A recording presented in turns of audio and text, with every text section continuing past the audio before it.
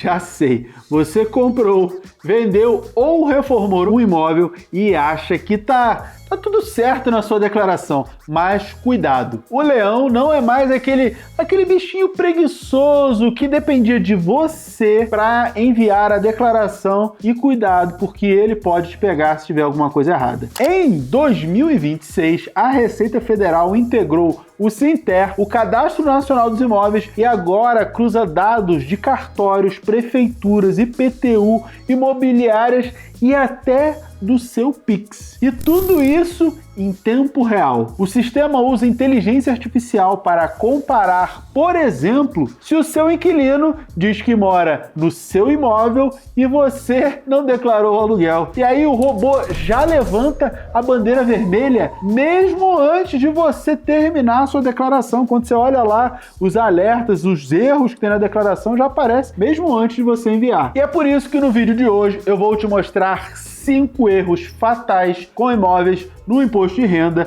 erros que eu vejo aqui no canal todos os dias. E o mais importante, como você corrige cada um deles agora, antes de enviar a sua declaração. Por isso fica até o erro 5, porque ali tem uma isenção de imposto que a maioria das pessoas esquece e acaba pagando imposto sem precisar. Vamos lá, erro número 1, o mito da valorização imobiliária. Galera, o imposto de renda trabalha com o custo de aquisição, não com o valor de mercado. Por exemplo, se você comprou o seu apartamento por 300 mil e hoje o seu vizinho vendeu dele por 500, o seu continua valendo 300 mil para a Receita. A legislação brasileira não permite a atualização do valor do imóvel a preço de mercado na sua declaração, exceto quando você faz benfeitorias comprovadas por nota fiscal. Se você aumentar esse valor sem documentação, o leão vai interpretar como ganho de capital não tributado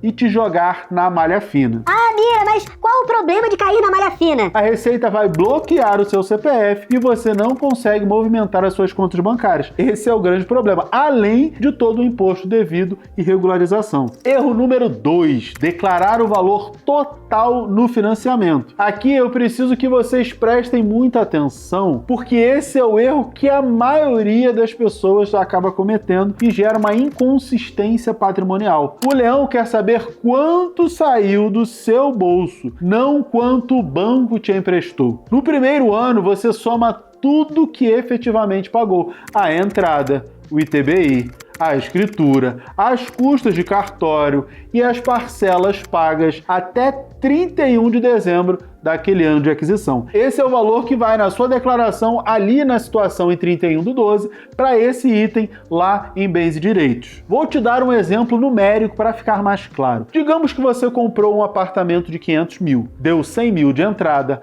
pagou 12 mil de TBI, 3 mil de escritura e quitou 36 mil em parcelas no primeiro ano. O valor que saiu do seu bolso foi 151 mil. Então foi tudo que você gastou até 31/12 e não 500 mil. No ano seguinte, você soma as parcelas pagas naquele ano ao valor anterior. Então pega tudo que você pagou, se novamente você pagar 36 mil, você vai pegar os 151, somar com os 36 pagos naquele ano, que foi tudo que você gastou, e esse vai ser o valor atualizado do seu imóvel. E com isso, o imóvel vai crescendo ano a ano, conforme você vai pagando. E uma dica, o que colocar na discriminação, lá naquele campo de discriminação? Você deve ser detalhista. Você vai colocar o tipo de imóvel, o endereço, a data do contrato, nome, CNPJ do banco, número do contrato, valor total do negócio, valor de entrada, valor financiado, se usou o FGTS, se o total das parcelas pagas naquele ano. Quanto mais completo, menor a chance da Receita Federal te questionar. E aí eu já sei que você está perguntando: Mira, mas eu comprei um imóvel na planta. Quem comprou um imóvel na planta, presta atenção. Mesmo sem a escritura definitiva, você já precisa declarar. O contrato de compra e venda é um documento válido. Você declara o que pagou até 31/12, parcelas à construtora, sinal, tudinho. Quando o imóvel for entregue, você atualiza da planta para pronto e continua somando todos os valores. Outra dica do professor Mira: guarde o informe do banco e todos os comprovantes de pagamento. Se usou o FGTS, guarda o extrato do FGTS também. Esses documentos são a sua prova por 5 anos após a última declaração. Então, quando você entrega a declaração, você tem que guardar toda a documentação por no mínimo 5 anos, porque a Receita tem 5 anos para te cobrar sobre a documentação que você disse que acabou pagando, e você precisa dos comprovantes, ela tem 5 anos para te cobrar. Erro número 3, o esquecimento das reformas. Vou te mostrar com números porque guardar nota fiscal de reforma é o melhor investimento tributário que existe. Imagina que você comprou um imóvel por 300 mil e fez uma reforma de cozinha e banheiro que te custou barato, ali uns 80 mil. Tudo com nota fiscal. O seu custo de aquisição agora são 380 mil reais. Se você vender esse imóvel por 700 mil, o ganho de capital passa a ser de 320 mil. O imposto, 15% sobre os 320 mil, que dá 48 mil reais. Beleza. Agora, se você não guardou as notas, o seu custo continua sendo 300 mil e o ganho de capital passa a ser 400 mil. E o imposto, 60 mil reais. Você pagou 12 mil reais a mais de imposto só porque jogou as notas fiscais no lixo. 12 mil reais jogados literalmente no lixo. Agora tem um ponto de atenção, nem toda reforma entra na conta. Podem ser incorporadas ao custo de aquisição reformas estruturais, ampliação da área, pintura, troca de piso, instalações elétricas, hidráulicas, impermeabilização, mas não podem móveis planejados, eletrodomésticos e decoração. Tudo isso não pode entrar na conta, mesmo porque essas coisas você pode tirar e levar para outro lugar, então não são estruturais do imóvel. E claro, as despesas precisam ser comprovadas com documentação hábil, nota fiscal de pessoa jurídica para sua pessoa física, recibo de pessoa física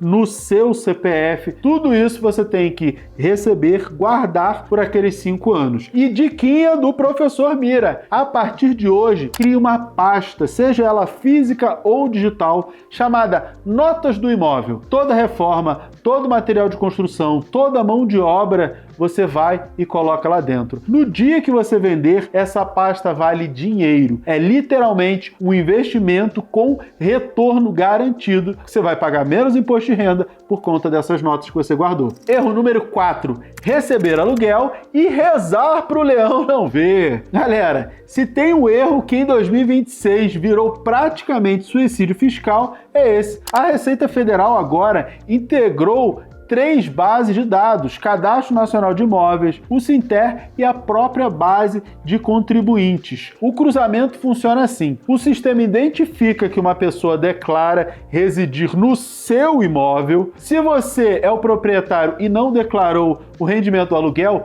o robô da Receita ele já presume que existe uma locação informal. E aí, o ônus da prova é de quem? É seu. É você que vai ter que provar que não está recebendo aquele aluguel de um imóvel que é seu e que tem outra pessoa morando. E não para por aí. Em 2026, o sistema da Receita usa inteligência artificial para cruzar os dados da DIMOB, que é a declaração imobiliária obrigatória das imobiliárias, com as taxas de transferências bancárias via Pix e Carnê-Leão Web. Se as pontas não estiverem amarradinhas, é malha fina para você. E um detalhe: uma das novidades da declaração de 2026 é que você tem um campo para marcar se aquele imóvel que você declarou que mora, que é seu, se ele é de usufruto. Então, se você tem mais de um imóvel e você não marca lá que é de usufruto, a Receita já entende que aquele imóvel ali deve ou estar vazio ou é algum tipo de aluguel que pode ser um aluguel informal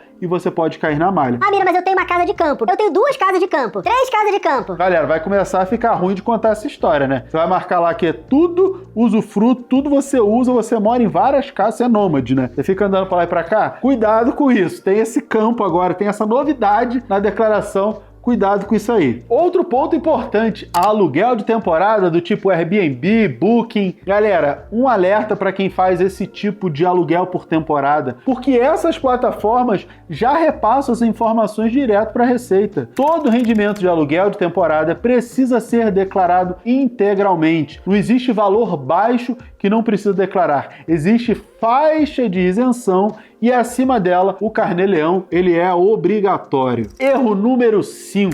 As isenções que você esquece que você abre mão. Esse é o erro que mais me dá vontade de gritar quando eu vejo as pessoas aqui no canal, porque a pessoa ela paga um imposto que não precisava e aí depois não tem como recuperar isso facilmente. A legislação brasileira vê 4 situações de isenção total do ganho de capital na venda do imóvel. Vou explicar cada uma delas. Isenção número 1, a venda do único imóvel que tem valor de até 440 mil. Se o imóvel que você vendeu é o único que você possui, o valor da venda é até 440 mil e você não vendeu nenhum outro imóvel nos últimos 5 anos, o ganho de capital é 100% isento. Eu fiz isso há, 10 ou 15 anos atrás, vendi o meu primeiro imóvel abaixo de 440 mil e a venda dele foi totalmente isenta. Só que um ponto de atenção é o valor da venda, não é o tamanho do lucro. Se você vender um imóvel, independente do lucro, por mais de 440 mil, o lucro dele vai ser tributado. Mira, mas eu vou vender por 450. Eu venderia ele por um pouquinho abaixo só para ficar dentro dessa isenção,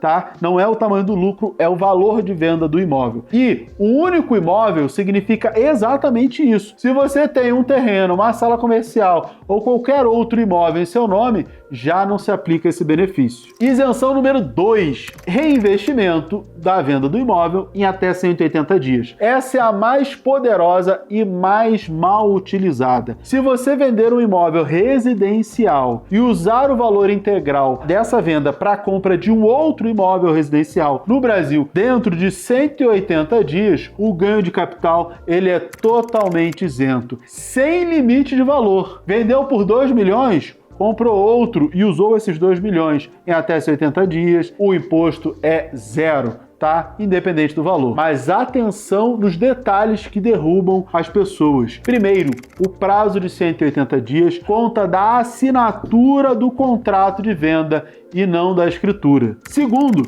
se você usar apenas parte do valor, a isenção é proporcional. Vendeu por 500, comprou outro por 400, reinvestiu 80. Então, 80% é ganho isento e 20% é tributado. Terceiro, e ele é muito importante, a isenção vale apenas para imóveis residenciais. Terreno, sala comercial, galpão, nada disso entra. E quarto, a Receita tem entendimento restritivo sobre usar o dinheiro para quitar financiamento existente. A isenção é para aquisição de imóvel novo. Isenção número 3, imóveis adquiridos até 1969. Se você tem um imóvel comprado até 1969, o ganho de capital ele é 100% isento por conta do fator de redução que chega a 100%. Imóveis comprados entre 1970 e 1978 também têm redutores progressivos de 5% ao ano. Um imóvel de 1975, por exemplo,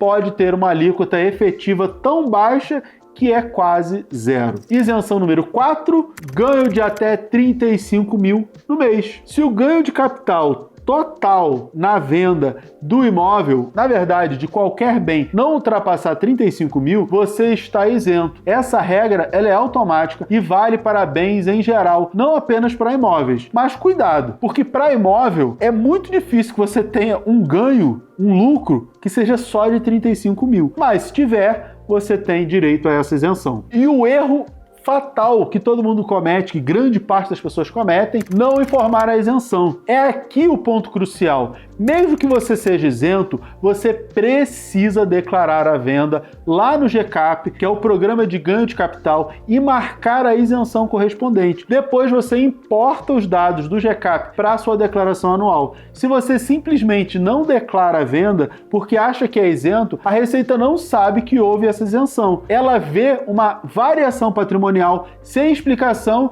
e te joga na malha fina. Dica do professor Mira: antes de fechar qualquer venda de imóvel, baixe o programa GCAP, simula a operação e veja se você se encaixa em alguma isenção. Planejamento tributário, galera, ele é legal e você faz antes da venda, não depois. Se você vai vender um imóvel e pretende comprar outro, organize o time ali para ficar dentro dessa janela de 180 dias. Isso pode te economizar dezenas de milhares de reais. E imposto de renda, ele não é sorte, é técnica. Vou recapitular rapidamente. Erro 1. Nunca atualize o valor do imóvel apenas pelo valor de mercado. Erro número 2. No financiamento, declare apenas o que saiu do seu bolso, nunca o valor total. Erro 3. Guarde todas as notas fiscais de reforma. Isso vale ouro na hora de você vender. Erro 4. O aluguel recebido de pessoa física exige carnê-leão mensal. E em 2026, o leão cruza tudo com o uso de inteligência artificial. Erro 5. Conheça as isenções antes de pagar, especialmente a de 180 dias para reinvestimento. Agora, me conta aqui qual desses 5 erros mais te preocupava. Bota aqui embaixo nos comentários. Se você tem outras dúvidas, coloca aqui também. E se esse vídeo agregou alguma coisa para você, já sabe, se inscreve aqui no canal, ativa o sininho e o mais importante, compartilha com todo mundo para que você não veja ninguém caindo na malha fina. Um beijo e até a próxima. Tchau, tchau.